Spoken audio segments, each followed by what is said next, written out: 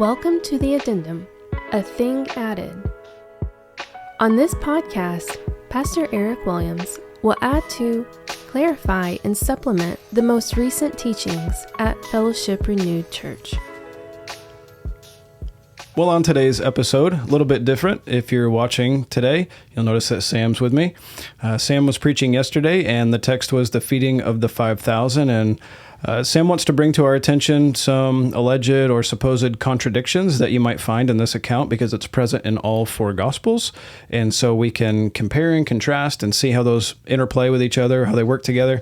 And as we're doing that, and we talk about Gospels, just remember what that word is and what it refers to. Of course, gospel is good news. And so a gospel is an account of the good news.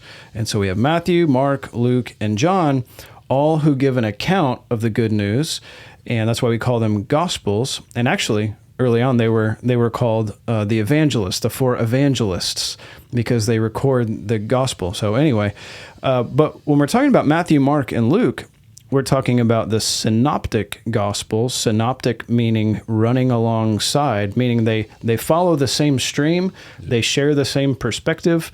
And early on, I think very first sermon in the Gospel of Luke, when we first started, I had a little graphic that I made, and it had a circle, and it was talking about the event itself. And Matthew, Mark, and Luke all appeared on the left side of the circle, kind of looking at that thing from that same angle. So all different, a little different perspective, but not much. But then you have John that appears all the way on the other side of that circle, but looking at the same event. And so when we're comparing John's gospel to Luke, we have to understand, just fundamentally, that he's not one of the synoptic gospels, that he's writing later. He already knows that their material exists and is most likely familiar with it, right? And so he's writing from a different perspective. He's not misunderstanding things, misrepresenting things. He's representing things from his own angle on that event. Okay, so that's just kind of review for our purposes, just remembering that. So Matthew, Mark, and Luke, synoptics, and they share a lot of material. And this is, of course, one of those things. And John is aware of that material, but is writing from a different perspective. So we're studying Luke's gospel, so we find more, I'll use this word loosely, more agreement, right, with Matthew and Mark, simply because they're sharing the same angle, same perspective, and sharing a lot of the same material. Sure. I might use the word overlap. Yeah. Overlap, sure. Yeah. But John's gospel is just coming at it from a different perspective. And so we just keep that in mind, right? When we're comparing gospel accounts, I think what you're going to kind of walk us through today is how do we think about those apparent or alleged contradictions as we compare and contrast gospel accounts, specifically thinking about the feeding of the 5,000 today. Yeah, absolutely. And honestly, it's nothing crazy in this particular gospel account, but I think it's helpful as we look through it to look at these and think not just about these specific ones that are in this passage, but sort of the concept of contradictions in general. Mm-hmm. How should we approach those, right? And I think the first thing I would say about that is when you read these things and you see things that at face value disagree, don't just automatically assume that they're wrong. You should be asking, maybe why that is, right? Why did the author include or not include that? Because these guys were very careful when they wrote, right? Luke especially makes that very clear in his opening of his gospel. It's an orderly account, right?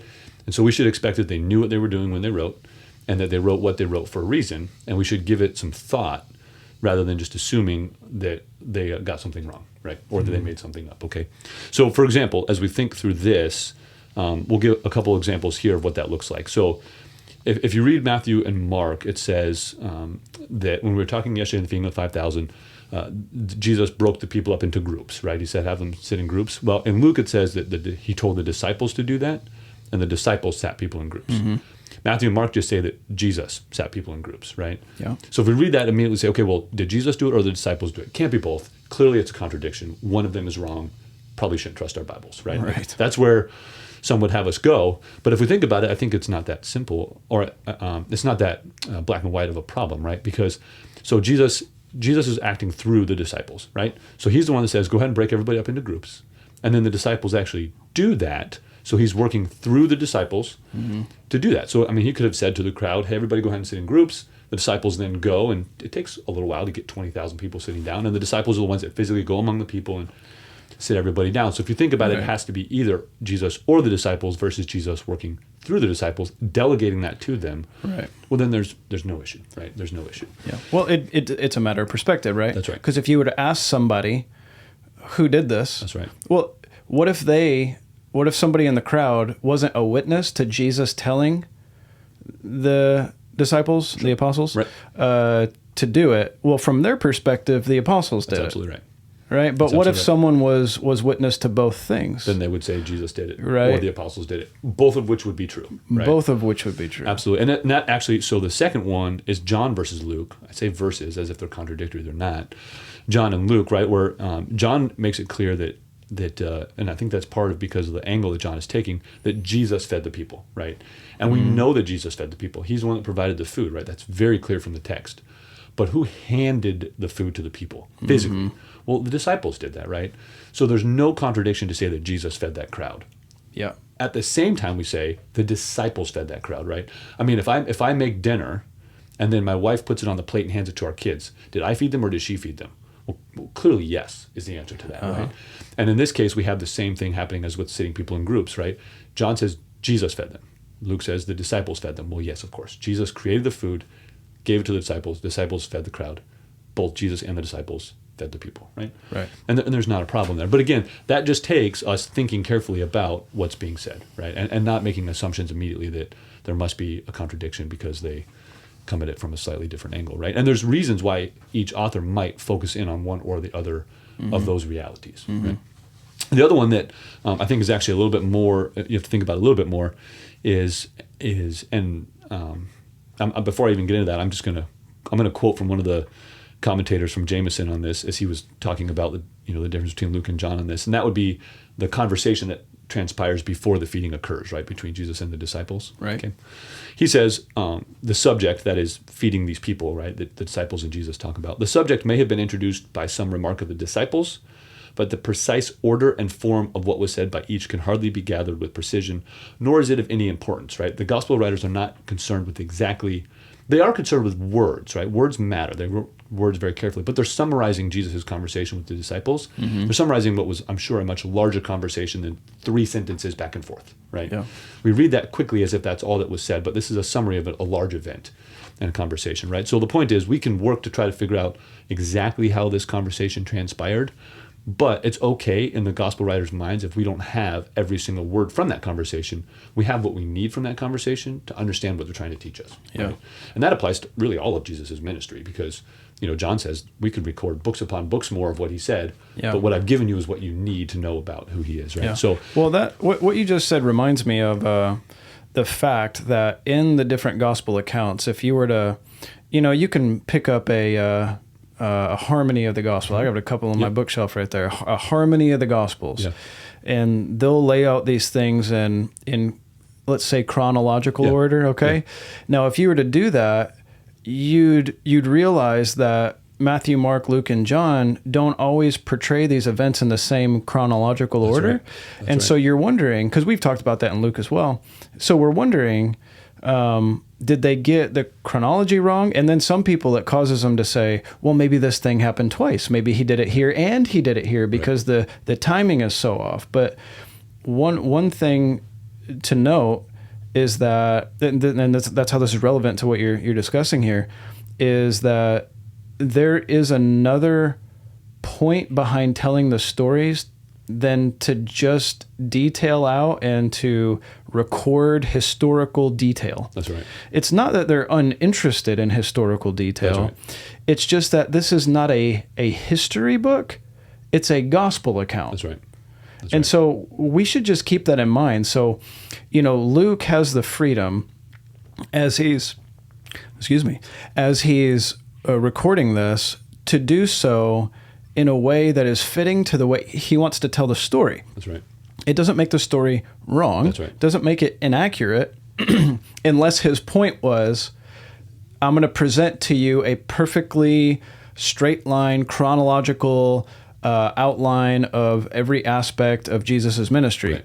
Now, when it says he wants to give an orderly account, we talked about that, right? But it doesn't orderly. It does mean, I want to present to you something that is clearly understandable for you that you can follow. That's right. And that's relevant to what you're discussing here. I feel like that's right. Yeah, absolutely, absolutely. And that's not to say, which some would take that and say, well, these aren't historical. Then they're more of like almost like a myth, right? Like he's making up some stories. He's not trying to be factual. We're not saying he's not trying to be factual. Yeah. But factual and chronological in the strict way that we understand chronological is not the same thing, right? They can be factual and work with events, putting them in orders in the Gospels to make points about who Jesus is, and that's perfectly fine, right? I mean, even if you look at Jesus' genealogy between Matthew and Luke, they run on different tracks. That's right. For theological reasons. Yes. They're not contradictory, but they do have different purposes in recording the people that are in those genealogies to serve a theological end, right? And that's perfectly fine. Right. It's perfectly fine. And even some things get obviously clearly omitted from one gospel that writer didn't find particularly, not that he doesn't find it important or true, but the point he's making or the picture he's painting, it's excluded, right? So like we don't read about the shepherds in Matthew, for example, but we do in Luke, right? So when it comes to that conversation, circling back to that, this is just my possible, a version of that. I guess you'd call it a harmony of that conversation, right? For what it's worth, and it may be this way, it may not be, but I really do think in that conversation, it's very possible that Jesus actually initiated that, right? The disciples in Matthew, Mark, and Luke, the first comments that are recorded are from the disciples, but the first comments recorded in John are from Jesus, right? Right. So I think it started with Jesus saying something to the disciples. That conversation took place, and Luke, Matthew, and Mark pick it up with the disciples' comments, right? Versus John starting it a little bit earlier on when it began with Jesus' comments, right? Right. And you look at that together, and it makes perfect sense, right? Yeah. So that's not a problem. It's just a question of who started recording at what point in the conversation, right? And for what reason, right? Right. So, well, don't you think too? This speaks so much to, just on a bigger scale here, if we're just backing up for a second, if we're talking about the nature of how we understand inspiration, right? The inspiration of Scripture. And it comes back to that idea. I think this was on a Wednesday. It could have been on a Sunday. I was talking about this on a Wednesday. But that our understanding of inspiration is verbal plenary inspiration, meaning not just words, but each and every word is inspired, including how these Gospels lay themselves out and are portrayed to us. Is intentional. And the fact that we have 4 Gospels and not one. That's right. That these different angles are not just like a math problem for us to solve, or something like that. It's like an issue to resolve. That's right. That's not what it is. I mean, I would more so understand it as, this is the Lord's grace upon our lives, that we can understand this thing from multiple angles, and it might supplement our understanding and kind of just put more meat on it. That's right. That's right. That's why I think it's appropriate when we're studying through a passage in one book to reference what's been said about the similar subject in other books, right? Yes. Because we have the whole counsel of the Word, and we should rightly put that together as we understand the subject, and not just look at it in one place only, right? Because the Lord has given us all of that to take into consideration. So we should care about what that author thought about it at that particular, book or point in time, but we should not exclude the rest of the counsel of Scripture, because obviously we've been provided that information. That's right. It's helpful for us. Especially when it comes to John and Matthew, because they were literally present. That's right. That's right. Right? That's right. Whereas Mark and Luke were not. That's right. So that's just an interesting dynamic, right? At work. It's interesting. It is. To consider. I mean, those two guys, both there, both present, both disciples, two clearly different personalities. Yes. With clearly different backgrounds. Right. And, they're writing about the same events from different angles, and it really does paint this really cool picture when you read them together. That's right.